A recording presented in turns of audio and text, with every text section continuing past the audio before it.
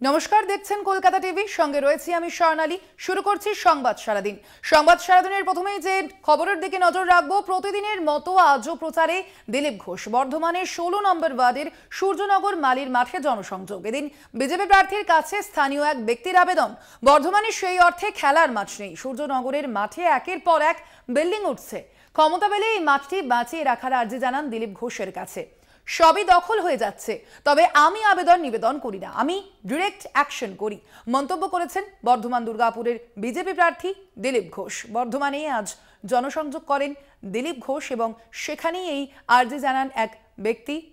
পাশাপাশি তার যে প্রতিক্রিয়া, সবই দখল হয়ে যাচ্ছে, তবে আমি আবেদন নিবেদন করি না, আমি অ্যাকশন করি।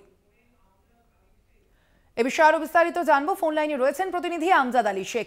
আমজাদ, আজকে যেমনটা আমরা দেখতে পাচ্ছি যে জনসংযোগে ইতিমধ্যেই বেরিয়েছেন দিলীপ ঘোষ। প্রথমেই জানতে চাইবো যে সাধারণ মানুষের কাছ থেকে কতটা সাড়া পাচ্ছেন দিলীপ ঘোষ। তার পাশাপাশি জানবো যে এই যে এক সাধারণ মানুষ তার কাছে যে আর্জি জানিয়েছেন, তার পরিপ্রেক্ষিতে কি বললেন তিনি। একেবারে সম্মানিত, তোমায় জানিয়ে রাখি যে প্রতিদিনের ন্যায় আজকেও কিন্তু বর্ধমান 16 নম্বর ওয়ার্ডে তিনি বেরিয়েছিলেন প্রাতঃ ভবনে। কার্যত তিনি সেখানে প্রাতঃ ভবন করেন এবং সনজংজং করেন এবং প্রত্যেক মানুষের সঙ্গে কথা বলেন। কিন্তু মাঠ কমপ্লিট হয়ে যাওয়ার পর যখন জনসাধারণ তার কাছে আসে, অনেকেই ছিলেন যারা অবসর নিয়েছেন, যেসব চাকরিজীবীরা, তারা কিন্তু প্রত্যেকদিন এখানে ব্যায়াম বা মর্নিং ওয়াক করেন। সেক্ষেত্রে দিলীপ বাবুকে বলেন যে যদি আপনি দুর্গাপুর লোকসভা কেন্দ্র থেকে যদি জয়ী হন, তাহলে বর্ধমান শহরে মাঠের খুব অভাব এবং প্রাইভেট মাঠ তো নেই। যেহেতু প্রাইভেট মাঠ থাকলে কোনো ব্যক্তি দেবে না মাঠ, সরকারি বেশ কিছু মাঠ পড়ে আছে। তাতে করে বর্ধমানের সূর্যনগর মাঠ, এই মাঠে সবাই এখানে থেকে বেরিয়ে পুলিশে কেউ চাকরি পেয়েছে, কেউ আর্মিতে চাকরি পেয়েছে। তো সুতরাং এই জায়গাটা যাতে দখলে থাকে, বা আপনার কাছে আর্জি রইলো, নিবেদন রইলো যে জায়গাটা যাতে দখলে থাকে।